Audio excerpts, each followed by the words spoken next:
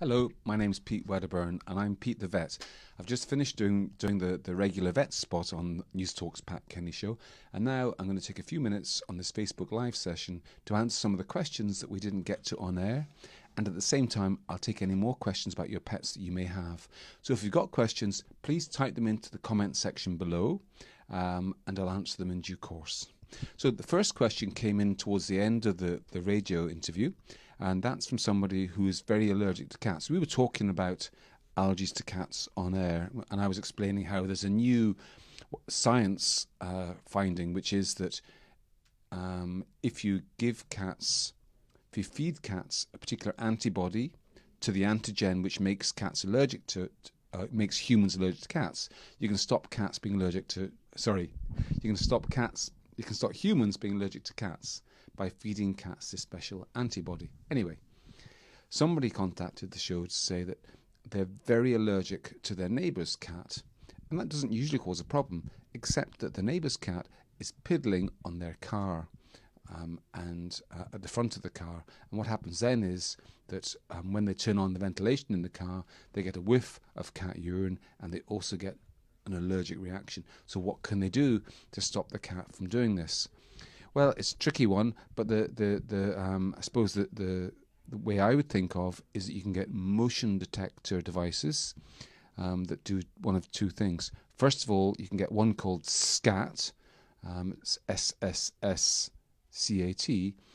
What it is, it's like an aerosol can, and what happens is it's got a little thing at the top that picks up motion, and if anything moves into the sort of zone in front of the can, then the can emits a jet of compressed air, like psst, like that.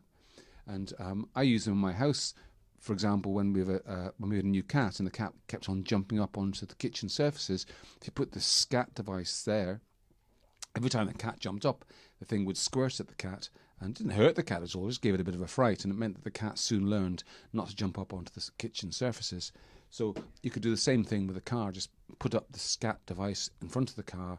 Anytime the cat comes into view, it would get squirted and it would learn not to do that. You can also get motion detector water pistols, so the same sort of idea but using water. So that might be more appropriate in an outdoor kind of situation. So that's what I'd suggest anyway. Give it a go. Okay, so, yeah. So Gary wants to know, do you have any tips for toilet training a 3-month-old pup?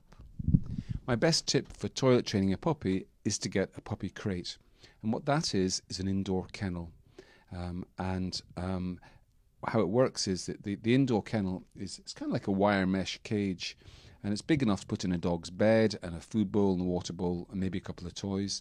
And that crate then becomes the puppy's private bedroom. That's how I'd see it. So if you're engaging with a puppy, then let the puppy out of the cage and keep an eye on it in case it shows any signs of going to the toilet. And if it shows any signs of wanting to go to the toilet, then take the puppy outside and give the puppy loads and loads of praise as it goes to the toilet. And usually you can tell if a puppy's going to go to the toilet because they'll stop. They'll be playing around as normal, then they'll suddenly stop and pause, and they'll just look a bit different, and you know they're going to go to the toilet soon. As well as that, after puppy's just woken up, that's a good time to go outside with them anyway, or once they've had their dinner. Again, take them outside at these times, and every time they're in the place you want them to go to the toilet, give them loads and loads of praise and treats even as they go to the toilet, and they'll soon learn. So how does the crate come into it? Well, dogs have quite a strong natural instinct not to mess in their own den. It goes back to when they were wild dogs. No animal wants to mess in its own den. It's the one place you don't want to mess, right? You want to keep it clean. So they know not to do that instinctively. And so that means that if you make the puppy crate into the dog's den, and the puppy then knows that's my den, then they'll instinctively know that they shouldn't go in there. They don't want to go in there. Now, you have to be cautious how you use it. Obviously, you can't just stick a dog in there 24 hours. It is going to go into the toilet if you do that.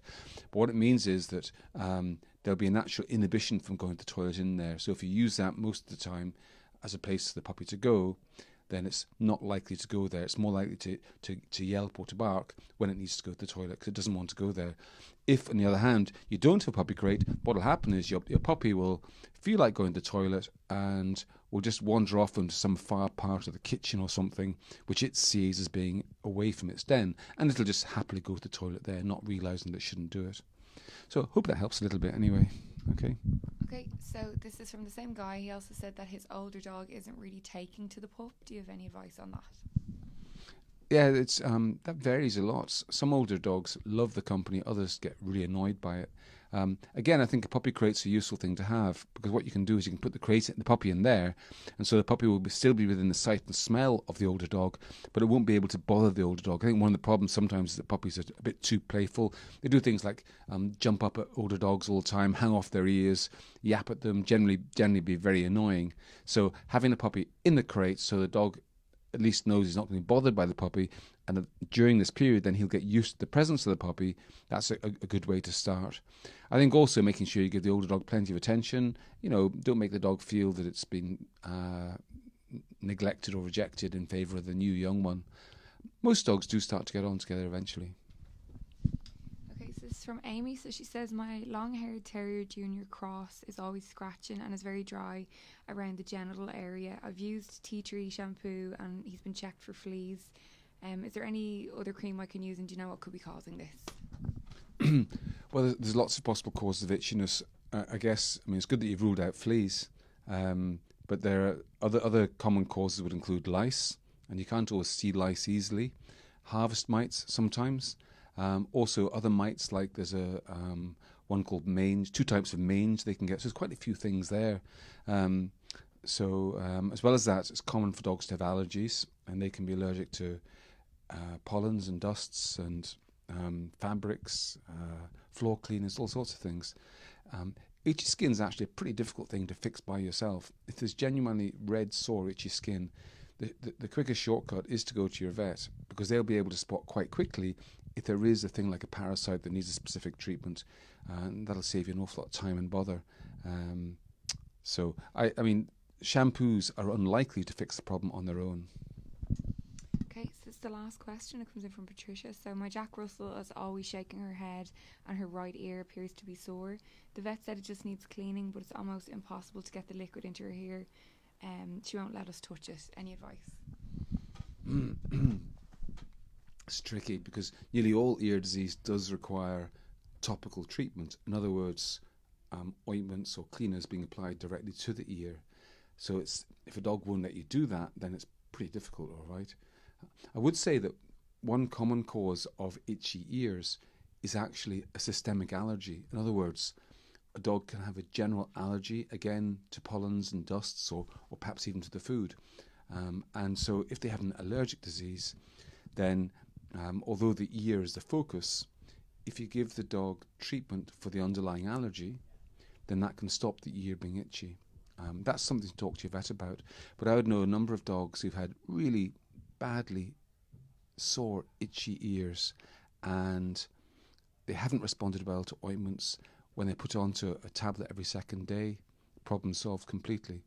But that's really one for your vet to sort out for you. It's very hard for you to do it yourself. There's no way of cleaning ears if you can't clean them, obviously, I'm afraid. You see, and cleaning can be important, because although I've said allergies are common, the other thing that's common is a yeast infection of the ear. And some dogs get repeated yeast infections in their ears. And the only way you can stop that particular thing is by using a kind of cleaner twice a week to stop the wax from building up. And if your dog is one of those ones, then you're just going to have to find a way of cleaning the ear successfully. And dogs are pretty smart. They can be trained. They can be trained to accept all sorts of things. If you just grab your dog and start squirting cold ear cleaner into their ear, it's no wonder they don't like it.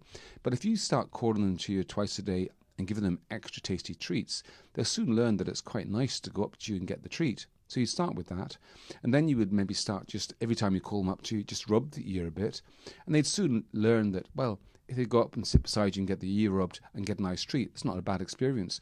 And then what you might do is use the ear cleaner, and you might warm it first of all. So maybe put it in a little bit of a basin of hot water first, so it's warm rather than cold, and then just do a little bit of that And don't bother about making a big fuss, just a little bit of that into the ear. And so, in other words, gradually over a few weeks, teach your dog that having the ear cleaned is not so bad. So if you have to clean the ear, that's probably the best way of doing it. It is painstaking and time. It takes up a lot of time, though. Anyway, listen, I've got to go just now. And it's good to see you all, and I'll talk to you next time.